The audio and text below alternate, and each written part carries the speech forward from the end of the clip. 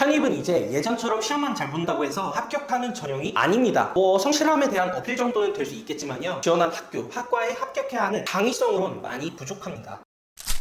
서울대 33.3%, 고려대 일반 40%, 한양대 30%, 수영가대 일반 30%, 학사 40%, 광대 40%, 서울시대 40%, 이화여대 40%, 국대 30%, 숙명여대 20%. 무슨 수치일까요? 네, 바로 상위권 인서울학교들의 서류평가 비중인데요. 편입시험 점수만 잘 받으면 상위권 학교에 합격할 수 있을 거라는 멍청한 생각 아직도 하고 계셨다면 지금 당장 그 생각 뜯어 고치셔야 할 겁니다. 서류 준비 없이 상위권 학교에 합격할 가능성은 0%입니다. 평소답지 않게 제 멘트가 세서 당황하신 분들 많으실 겁니다. 하지만 제 말에 여러분이 불편한 진짜 이유는 그동안 알면서도 외면해온 불편한 진실이라서죠. 미안하지만 인서울 상위권 편입을 목표로 하는 여러분의 경쟁자들은 이미 서류 준비를 하고 있습니다. 종이 한 장 차이로 합격과 불합격이 좌우되는 편입에서 이제 10월인데 아직도 서류 중요성을 파악하지 못했다는 것은 아직도 편입 합격의 본질을 모르고 있는 겁니다. 자, 보시다시피 생각보다 서류 반영 비율이 꽤 높죠. 서류 비중의 확대는 몇몇 학교만의 특징이 아닌 상위권 학교 편입 평가 기준의 주류로 자리매김하였습니다. 그 비중도 결코 낮지 않고요. 재작년까지만 하더라도 서류 비중은 이렇게 높지 않았습니다. 하지만 이제는 다르죠. 면접에서 서류로 트렌드가 바뀌면서 자기소개서 학업계획서의 완성도가 상위권 학교 편입을 좌우할 정도로 바뀌었습니다. 그런데도 순진하게 시험 준비만 하면서 필기시험 준비에 치여서 나중에 어떻게든 되겠지 하고 자기소개서와 학업계획서 준비를 미뤄두고 계셨다면 네, 솔직히 이제는 늦은 감이 있습니다.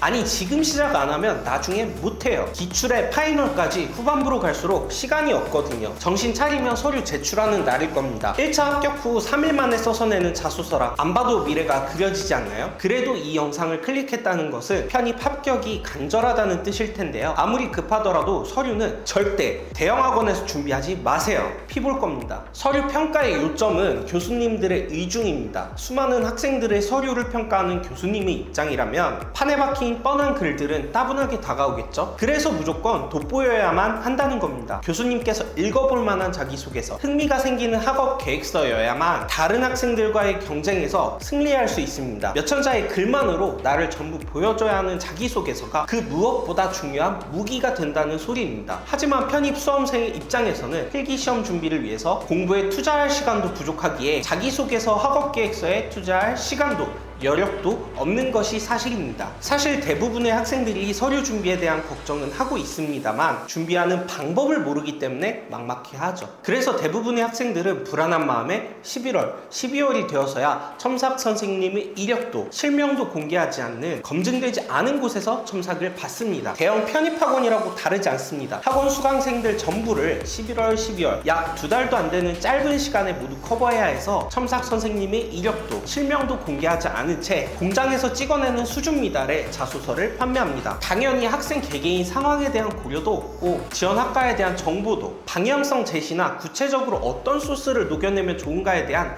내용도 없습니다. 이런 첨삭이 최악인 이유는 합격을 가르는 핵심, 희망 학과에 입학하기 위한 노력을 기술하라는 부분을 타당한 근거가 아닌 번지르르한 말로만 채워놓아 합격할 수 없는 자소서로 만들어버린다는 점에 있습니다. 결과는 예상하다시피 1년간 모든 시간과 노력을 갈아넣어 준비하는 편입에서 고작 자소서 때문에 떨어진다는 건 너무나도 불행한 일이죠. 그렇다면 합격하기 위한 자기소개서를 쓰기 위해선 어떤 준비를 해야 하는 걸까요? 시간이 없으니 짧게 말하죠. 서류를 제출하는 모든 상위권 학교에서 공통적으로 묻는 사항이 다음 3가지입니다. 첫 번째, 본교 편입학 해당 학과에 지원한 동기를 서술하시오. 두 번째, 전적대학 전공과 지원 전공과의 유사성 혹은 지원 전공을 위해 노력한 경험을 기술하시오. 세 번째, 편입학 후 학업 계획 및 졸업 후 진로 계획을 구체적으로 작성하시오. 최소한 이 3가지 질문에 대한 답변만큼은 탄탄하고 논리정연하게 작성이 되어야 합니다. 그리고 여러분이 교수님의 마음을 훔쳐야 하는 킬링 파트는 바로